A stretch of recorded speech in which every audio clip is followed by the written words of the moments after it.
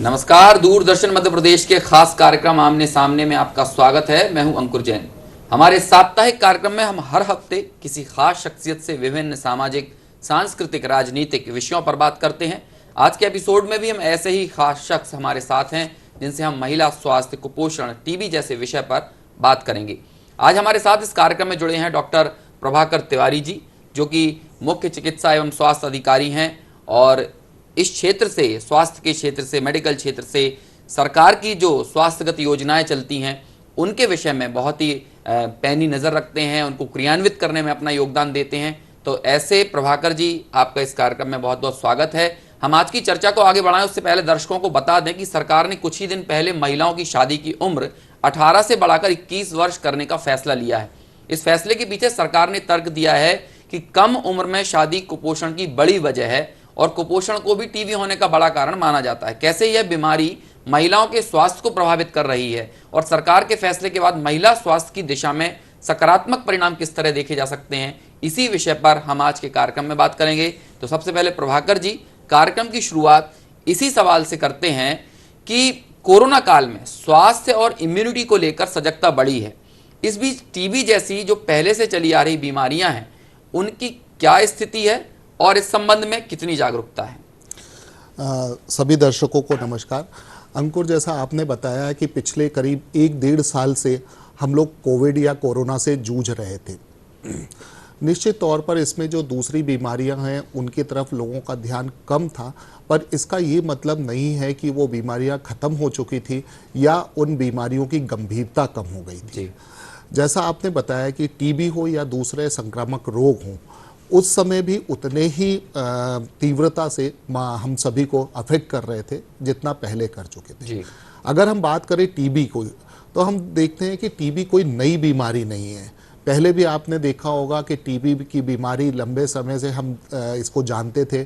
पहले इसके लिए ये ज़रूर था कि दवाएं या औषधियां इतनी अच्छी उपलब्ध नहीं थी। इस कारण से आपने सुना होगा कि जो भी टीबी से पीड़ित या क्षय रोग से पीड़ित या यक्ष्मा भी इसको कहते थे, उन्हें सेनेटोरियम में भर्ती करवा देते थे और सिर्फ ये माना जाता था कि अच्छी हवा, अच्छा पोषण, सिर्फ यही इसका इलाज है।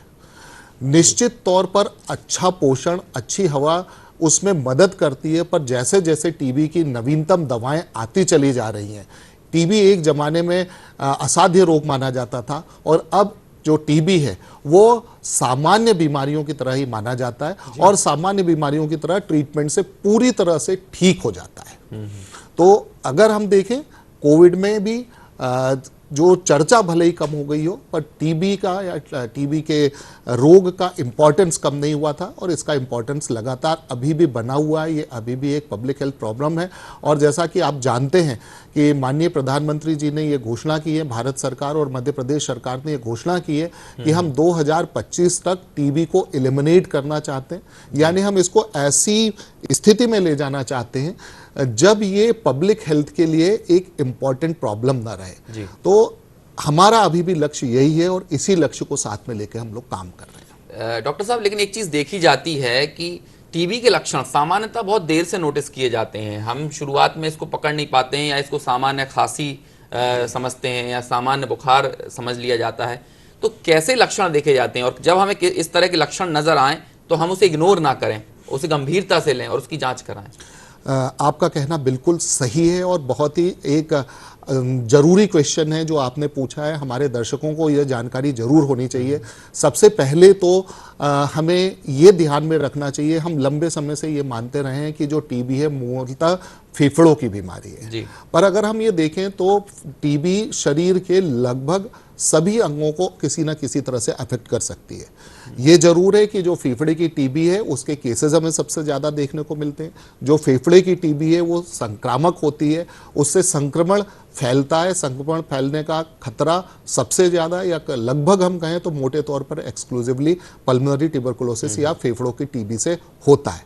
पर इसके अलावा भी हम देखते हैं कि हमें पेट की एब्डोमिनल ट्यूबरकुलोसिस हो सकती है, बोन की या बोनी स्पाइन जिसको कहते हैं हम, उसकी ट्यूबरकुलोसिस हो सकती है, जिसको हम पॉट स्पाइन कहते हैं या कॉक्स एब्डोमेन कहते हैं। इसके अलावा यहाँ तक कि दिमाग तक भी टीबी फैल सकती है, जिसमें हम ट्यूबरकुलर मेनिंजाइटिस या ट्यूबरकुलोमा देख सकते हैं। अब अगर हम मोटे तौर पर देखें तो इनके सबके साइंस और सिम्टम्स अलग अलग हो सकते हैं, पर जो सबसे ज़्यादा सिम्टम्स देखे जाते हैं, जिसको पहले से भी, जैसे पहले हम ये कहते थे लंबे समय की खांसी या 2 हफ्ते से अधिक की खांसी, वो अभी भी एक इम्पॉर्टेंट सिम्टम है। इसके अलावा 2 हफ्ते से अधिक का अगर बुखार है तो हमें ये सोचना चाहिए कि कहीं हमें कोई टीबी जैसी क्रॉनिक बीमारी तो नहीं है। इसके अलावा जिन अंगों में ये ट्यूबरकुलोसिस होता है, जैसे पेट का टीबी या एब्डोमिनल ट्यूबरकुलोसिस, लंबे समय का एब्डोमिनल पेन जिसके लिए हम कोई और डिजीज़ या कोई और कारण या कोई और पैथोलॉजी नहीं ढूंढ पा रहे हैं, या जैसे हम कहते हैं हड्डी का या स्पाइन का टीबी, यानी लंबे समय से पीठ में दर्द है और या पीठ में दर्द का कोई कारण समझ में नहीं आ रहा। आपने देखा होगा कि जैसे आप पहले भी चर्चा कर रहे थे कि ग्रामीण क्षेत्रों में जहाँ पर चिकित्सा सुविधाएं अपेक्षाकृत थोड़ी सी कम है, वहाँ पर लोग मालिश करवाते रहते हैं और उन्हें पता ही नहीं रहता कि एक टीबी भी हो सकती है। तो टीबी के जो लक्षण हैं वो अलग अलग, मोटे तौर पे जो हम देखते थे कि बुखार आना 2 हफ्ते से अधिक, 2 हफ्ते से अधिक की खांसी, खांसी में बलगम और खून आना, ये सारे के सारे लक्षण टीबी में अभी भी देखे जाते हैं। और अगर इस तरह की कोई भी लक्षण दिखाई देते हैं तो निश्चित तौर पर हमें अपने नज़दीकी स्वास्थ्य केंद्र या डॉक्टर को संपर्क करना चाहिए। बच्चों में अक्सर जो कुपोषण की समस्या है, तो कुपोषण के कारण टीबी की कितनी संभावना है? क्या अच्छे खान पान से, सुपोषण से किस हद तक टीबी के खतरे को कम किया जा सकता है? ये आपका बहुत ही एक अच्छा क्वेश्चन है। जब हम कुपोषित बच्चों को देखते हैं, जिसको हम कहते हैं कि जो अंडर नरिश्ड बच्चे हैं या कुपोषित बच्चे हैं जिनकी बाढ़ समय से कम है, उनमें टीबी और दूसरी संक्रामक बीमारियों का खतरा काफ़ी अधिक रहता है। इसीलिए जो आपने देखा होगा, गवर्नमेंट ने न्यूट्रिशनल रिहेबिलिटेशन सेंटर्स, जिन्हें हम संक्षेप में NRC कहते हैं, वो जगह जगह पर स्थापित किए हैं। भोपाल में भी ऐसे 5 सेंटर्स चल रहे हैं। इसके अलावा एम्स में हमारा एक महत्वपूर्ण सेंटर चल रहा है, जिसमें मेडिकली जो कॉम्प्लिकेटेड कुपोषित बच्चे रहते हैं उनका ट्रीटमेंट किया जाता है। वहाँ पर अगर हम देखें तो जो टीबी का डायग्नोसिस और ट्रीटमेंट है वो उसका एक इंटीग्रल पार्ट है। तो निश्चित तौर पर क्योंकि जो बच्चे कुपोषित हैं उनकी जो प्रतिरोधक क्षमता है, रेजिस्टेंस पावर है, वो कम हो जाती है, और वो कम होने से जो टीबी जैसे संक्रामक रोग हैं वो होने की संभावना काफ़ी ज़्यादा रहती है। और निश्चित तौर पर आपने ये जो प्रश्न उठाया है, आमतौर पर लोग ये सोचते हैं कि जो टीबी है वो एडल्ट्स की बीमारी है, पर ऐसा बिल्कुल भी नहीं है। अगर बच्चों का प्रतिरोधक क्षमता कम है, बच्चे किसी ऐसे रोग से पीड़ित हैं जिसमें प्रतिरोधक क्षमता कम हो जाती है, उसमें टीबी होने की संभावना काफ़ी अधिक रहती है। और कुपोषण जो है वो इसका एक बहुत बड़ा कारण है। तो अगर हम अपने बच्चों को कुपोषण से बचा सके तो निश्चित तौर पर ये टीबी से बचने में भी हमारी बहुत अधिक मदद करेगा। तो डॉक्टर साहब, एक चीज़ और है कि अक्सर देखते हैं हम कि महिलाएं जो हैं वो घर के काम काज में या अपनी पारिवारिक जिम्मेदारियों में इतनी व्यस्त होती हैं कि उन्हें जो टीबी जैसे लक्षण यदि नज़र आते हैं तो बहुत लंबे समय तक उसको ध्यान ही नहीं दिया जाता है, जांच नहीं करवाई जाती है। वहीं यदि तुलनात्मक तौर पर पुरुषों में देखें तो पुरुष फिर भी इसे थोड़ी गंभीरता से लेकर हो सकता है कि जांच करवा लें, लेकिन महिलाओं को भी इस संबंध में अवेयर रहने की ज़रूरत है, या उस परिवार के जो पुरुष सदस्य हैं उन्हें महिलाओं के यदि इस तरह के लक्षण नजर आए तो वे गंभीरता से लेते हुए जांच कराएं। इस बारे में आप क्या कहना चाहेंगे? जैसा आपने बताया बिल्कुल सही है कि जो गृहिणी है, अगर हम देखें तो एक तरह से वो पिवट है पूरे की पूरी गृहस्थी का, और उसका ये हमेशा सोचना रहता है कि मैं अपने आप को सबसे आखिर में देखूंगी, पहले मेरे पति हैं, मेरे बच्चे हैं, मेरे रिश्तेदार हैं, पहले मैं इनका सब कुछ कर दूं और उसके बाद में अपने आप पे ध्यान दूं। पर आपने जो ये क्वेश्चन उठाया बिल्कुल सही है, चूंकि वो हमारे पूरी गृहस्थी का, पूरे घर का पिवटल पॉइंट है, सेंटर पॉइंट है, तो उसके स्वास्थ्य की रक्षा हम सबका भी एक कर्तव्य बनता है। घर के सभी सदस्यों को उसकी प्रॉब्लम्स पर ध्यान देना उनका सबका कर्तव्य है। और आप जैसे बोल रहे हैं, कई बार इसी सिलसिले में जैसे मैंने पहले भी बताया कि उनको हल्की खांसी आ रही है पर ओवरलुक कर देते हैं, बुखार आ रहा है, बुखार की दवा कहीं आसपास से ले ली, उसको ओवरलुक कर दिया। या जैसे एक बहुत इंपॉर्टेंट सिम्टम होता है टीबी का, इवनिंग राइज ऑफ टेम्परेचर, यानी कि शाम के समय उसमें बुखार आना शुरू होता है। आमतौर पर लोग ये सोचते हैं कि दिन भर काम करने से थकान आ गई होगी इसलिए बुखार जैसा लग रहा है। तो ये सारे के सारे जो सिम्टम्स है, या जैसे महिलाएं हैं दिन भर काम करती हैं, उनको जो स्पेशली घर में काम करती हैं, उनको ऐसा लगता है कि दिन भर काम करने के कारण मेरी पीठ में या नीचे कमर में दर्द होने लगा होगा। तो ये सब जो सिम्टम्स हैं, अगर ये सिम्टम एक आध दिन के हैं तो हो सकता है कि कोई एक्यूट रीजन के कारण हो, पर ये सिम्टम अगर लगातार दिखाई दे रहे हैं, यानी कि लगातार शाम को बुखार आ रहा है या 2 हफ्ते से ज़्यादा बुखार आ रहा है, लगातार खांसी आ रही है, लगातार कमर दर्द हो रहा है, या कोई भी इस तरह की समस्या आ रही है, तो निश्चित तौर पर उन्हें अपने नज़दीकी स्वास्थ्य केंद्र जाकर अपनी जांच करवानी चाहिए। और यहाँ जो आपने एक बात महिलाओं की चूंकि उठाई है, तो मैं यहाँ ये भी ज़रूर जानकारी देना चाहूँगा कि जो महिलाओं में निसंतानता का सबसे बड़ा कारण है वो ट्यूबरकुलोसिस अभी तक पाया गया है। तो अगर महिलाओं में निसंतानता की कोई ऐसी दिक्कत होती है तो उसमें जब भी वो लोग डॉक्टर के पास जाते हैं तो टीबी की जांच जरूर से करवाते हैं। तो महिलाओं में कई शरीर के अंगों में ट्यूबरकुलोसिस हो सकता है, उनके साइंस एंड सिम्टम्स अलग अलग हो सकते हैं, पर अगर कभी भी ऐसा लगता है कि सिम्टम्स लगातार दिखाई दे रहे हैं तो निश्चित तौर पर जांच करवाना हमारी प्राथमिकता होना चाहिए। जी। सरकार भी महिलाओं के स्वास्थ्य के प्रति काफ़ी सजग है और यही वजह है कि हाल ही में महिलाओं की शादी की उम्र जो 18 से बढ़ाकर 21 वर्ष करने का फैसला लिया गया है, और इसके पीछे भी महिलाओं के स्वास्थ्य का ही हवाला दिया गया है। सरकार का ये कहना है कि कम उम्र में मां बनने से और पारिवारिक जिम्मेदारियों का बोझ आने से टीबी या ऐसी दूसरी अन्य स्वास्थ्यगत समस्याओं की संभावना रहती है। तो सरकार का ये जो फैसला है, इस फैसले के बाद किस तरह से महिला स्वास्थ्य की दिशा में सकारात्मक परिणाम देखने को मिलेंगे? अगर हम देखें तो हमेशा से मातृ एवं शिशु स्वास्थ्य सरकार की प्राथमिकता में रहा है। और हम अगर देखें तो जो उम्र का जहाँ तक सवाल है, ये अगर पूरी तरह से देखा जाए तो जो ह्यूमन फिजियोलॉजी है, अगर हम देखें कि शारीरिक विकास है, उस विकास से पूरी तरह से संबंधित है।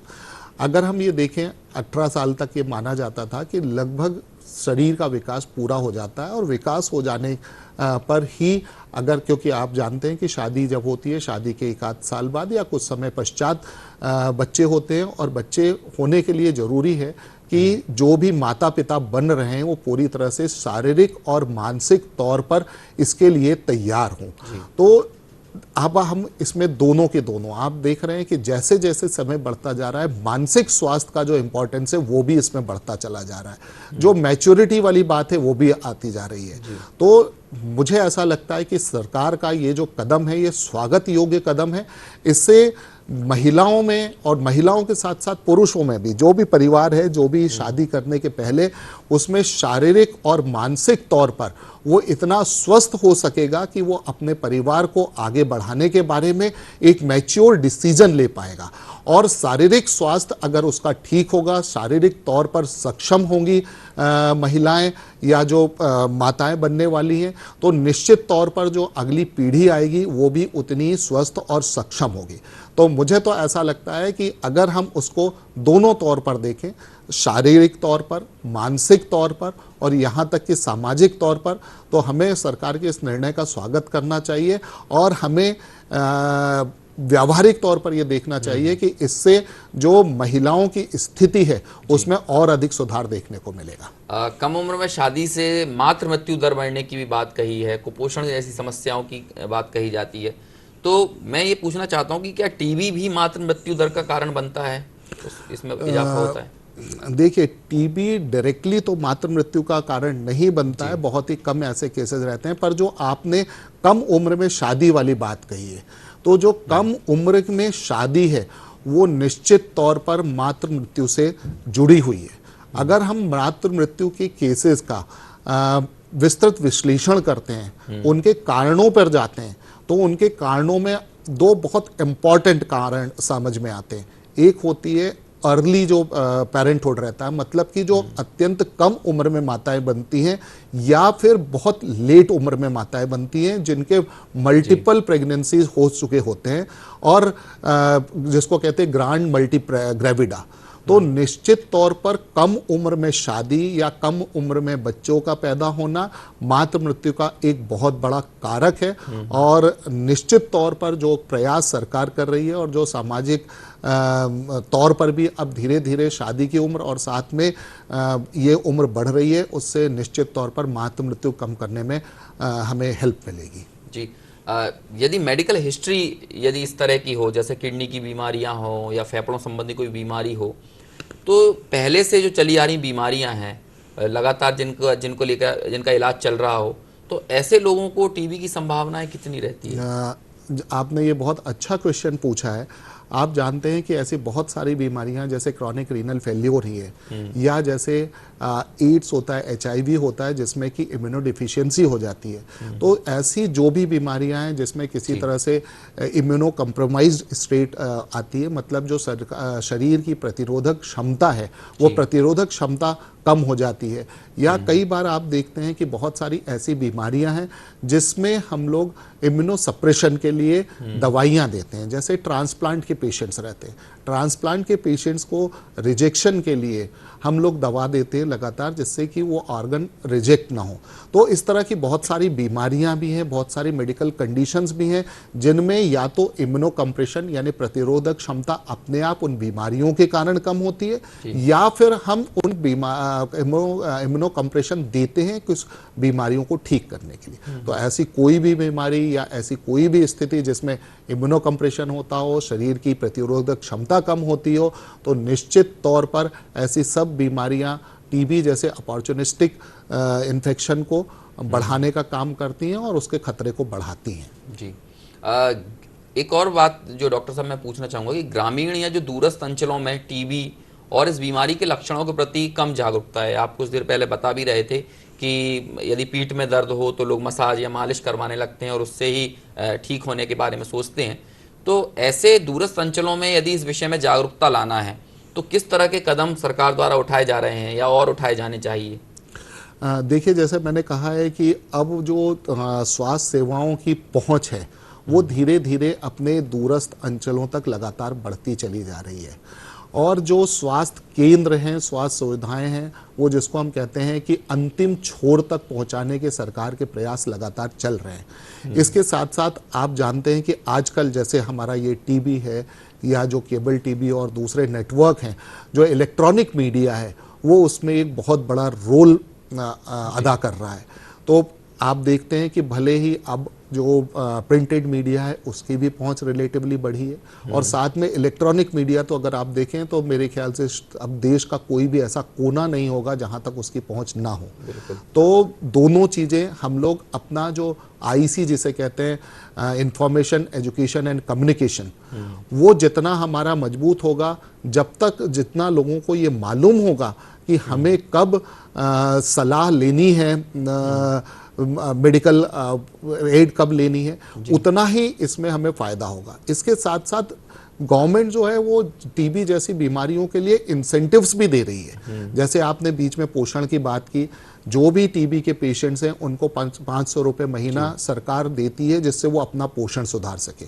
इसके साथ साथ जो टीबी का डायग्नोसिस है, टीबी का डायग्नोस अगर कोई प्राइवेट प्रैक्टिशनर या कोई प्रैक्टिशनर भी करता है तो उनको भी सरकार इंसेंटिव देती है कि आप टीबी के केसेस को लगातार सरकारी सिस्टम को इन्फॉर्म करें, तो उसके लिए भी दे रही है। यहाँ तक कि जो हमारे आशा वर्कर्स हैं या आंगनवाड़ी वर्कर्स हैं जो अब गांव के कोने कोने तक फैल गए हैं, वो भी अगर ट्रीटमेंट कंप्लीट करवाते हैं तो ट्रीटमेंट कंप्लीट करने के लिए भी उनको सरकार इंसेंटिव दे रही है।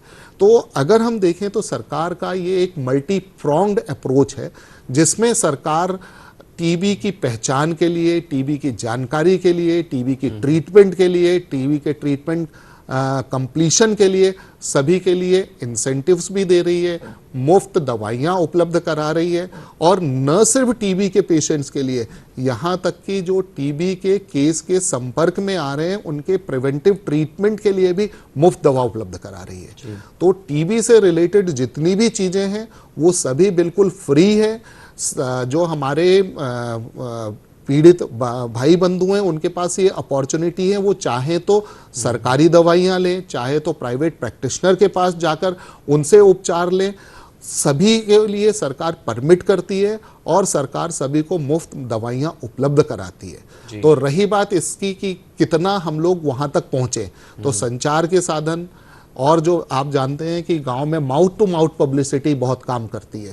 तो यहाँ तक कि सरकार ने ये भी ऑप्शन दिया, जो पहले डॉट्स प्रोवाइडर होते थे, अगर कोई टीबी का पेशेंट खुद क्योर हो गया है, उसके गांव में उसके अड़ोस पड़ोस में कोई दूसरा टीबी का पेशेंट है, तो उसके लिए वो डॉट्स प्रोवाइडर का काम कर सकता है, उसको वो दवाई दे सकता है और उसके लिए भी सरकार उसको इंसेंटिव देगी। तो सरकार सभी तरह से, चाहे वो इलेक्ट्रॉनिक मीडिया के माध्यम से हो, प्रिंटेड मीडिया के माध्यम से हो, माउथ टू माउथ पब्लिसिटी के माध्यम से हो, हमारे स्वास्थ्य केंद्रों के माध्यम से हो, सभी के माध्यम से लगातार अपनी जानकारी कोने कोने तक पहुंचाने का प्रयास कर रही है। अब बहुत थोड़ा समय हमारे पास बचा है। टीबी के जो मरीज हैं, जो इससे पीड़ित हैं, उनके निदान और उपचार के लिए दोनों ही स्तरों पर कि ये यदि कोई मरीज है तो उन्हें क्या ध्यान रखना चाहिए, किन सावधानियों का पालन करना चाहिए, और एक सामूहिक तौर पर यदि हम बात करें कि समाज का क्या बिहेवियर टीबी के पेशेंट के साथ होना चाहिए, या चिकित्सकीय उसे किस तरह की सुविधाएं ली जानी चाहिए, चिकित्सकों को क्या करना चाहिए, तो इस विषय में समग्रता से संक्षेप में अपनी बात रखें। लगभग सभी मोटी मोटी बातें हम लोग कवर कर चुके हैं, पर फिर से जैसे आपने शुरू किया है, सबसे पहली चीज़ तो ये है कि जब किसी भी टीबी के मरीज को ये जानकारी दी जाती है कि उसको टीबी की बीमारी हो गई है, तो उसका पहला रिएक्शन रहता है कि अरे मुझे कैसे टीबी हो सकता है, मुझे तो टीबी हो ही नहीं सकता, शायद आपकी जांच में कोई गलती होगी। तो पहली चीज़ तो है कि अगर टीबी है, खुद मरीज को, मरीज के परिवार को ये मान के चलना चाहिए जैसे दूसरी बीमारियां हैं वैसे ही टीबी की बीमारी है, इसका इलाज उपलब्ध है, इसका इलाज सर्वश्रेष्ठ इलाज सरकारी तौर पर निःशुल्क उपलब्ध है और उसको इससे डरने की जरूरत नहीं है। पहले ये माना जाता था कि टीबी की बीमारियां बहुत जल्दी फैलती हैं। एक और चीज़ हमें ध्यान रखना चाहिए कि जो फैलने वाली टीबी है वो सिर्फ पल्मोनरी ट्यूबरकुलोसिस होती है, और वो जो पल्मोनरी ट्यूबरकुलोसिस है उसका भी अगर उपचार शुरू कर दिया जाए तो बहुत जल्दी वो जो पेशेंट है वो टीबी फैलाना नहीं है जी। और इसके अतिरिक्त इसीलिए हम जो परिवार के या कॉन्टेक्ट्स हैं उनको प्रिवेंटिव ट्रीटमेंट भी देते हैं। तो सबसे पहला तो मेरा आप सभी से आग्रह यही है कि अगर किसी को टीबी है तो घबराए नहीं, जैसे दूसरी बीमारियां ठीक हो सकती है टीबी ठीक हो सकती है। दूसरी चीज, जैसे ही इलाज शुरू होता है मरीज को कुछ आराम लगता है तो उसे लगता है कि अब मैं ठीक हो गया हूँ। अगर टीबी का इलाज शुरू हुआ है, जितने समय के लिए डॉक्टर ने हमें सलाह दी है उतने समय हम अपना ट्रीटमेंट जरूर लें और उस ट्रीटमेंट को जरूर पूरा करें। ऐसा नहीं है कि जैसे अगर हम देखें मोटे तौर पर 6 महीने से, और अगर ड्रग रेजिस्टेंट टीबी है तो और अधिक समय तक उसका इलाज चलता है। तो जब तक हमें हमारा फिजिशियन या हमारा डॉक्टर ये ना कह दे कि अब आपको आगे ट्रीटमेंट की ज़रूरत नहीं है, तब तक उस ट्रीटमेंट को हम जरूर पूरा करें। साथ के जो लोग हैं, समाज के जो लोग हैं, उनका ये कर्तव्य है कि जो भी वो मरीज है उसका साथ दें, उसे ये बताएं कि अच्छा तुम्हें ट्यूबरकुलोसिस थी, ठीक हो जाओगे। अगर हम पॉजिटिव एटीट्यूड रखेंगे निश्चित तौर पर हम उसको और जल्दी ठीक कर पाएंगे। दूसरा, आपने एक बहुत अच्छा मुद्दा उठाया था पोषण का। आज पोषण, टीबी और इसके अलावा ऐसे सभी बीमारियां जिसमें हमारी प्रतिरोधक क्षमता कम हो जाती है उसमें बहुत इम्पॉर्टेंट रोल अदा करता है। तो जो भी हमारे यहाँ टीबी का मरीज है उसके पोषण पर जो हाई प्रोटीन डाइट है, जो नेसेसरी विटामिन्स हैं, वो जो भी ये हमारा डॉक्टर सलाह देते हैं उसके हिसाब से वो पोषण का हम लोग अवश्य ध्यान रखें। तीसरी चीज़, अगर कोई टीबी है, अगर आसपास ऐसा लगता है, आमतौर पर ऐसा होता है कि उनके आसपास या शरीर में, कांटेक्ट में, परिवार में किसी अन्य को भी होने की आशंका हो सकती है, तो उनको भी हम सामने लाएं। उनके अगर लक्षण है, जैसे पहले भी हम लोगों ने किया कि कई बार ऐसा होता है कि लक्षण होने के बावजूद भी हम ये मान के चलते कि नहीं, ये टीबी नहीं है, ये तो ऐसे ही थकान के कारण हो गया होगा या कोई और बीमारी होगी इसलिए हो रहा होगा, कोई छोटी मोटी बीमारी है।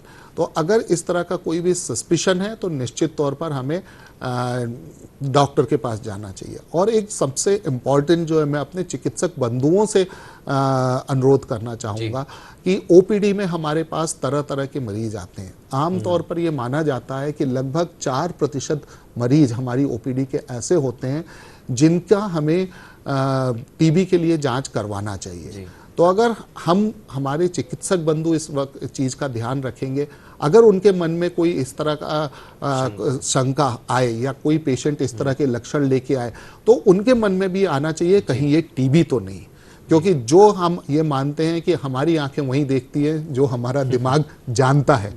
तो अगर हम इन लक्षणों को ध्यान में रखकर सस्पेक्ट करेंगे, अगर हम करेंगे तो शायद हम इसको और जल्दी कर पाएंगे। बिल्कुल, बहुत बहुत धन्यवाद डॉक्टर साहब इस पूरी जानकारी के लिए। और जिस तरह की जो डॉक्टर साहब ने एक बात कही आखिर में कि सबसे बड़ी बात यह है कि जिस भी व्यक्ति को यदि टीबी हुई है, यदि वो डिटेक्ट हुई है, तो उन्हें बहुत ही सकारात्मक सोच रखना होगी कि भाई ये टीबी है, सही हो सकती है। पहले वाला जो समय था कि जब इसे लाइलाज बीमारी माना जाता था, वैसा नहीं है।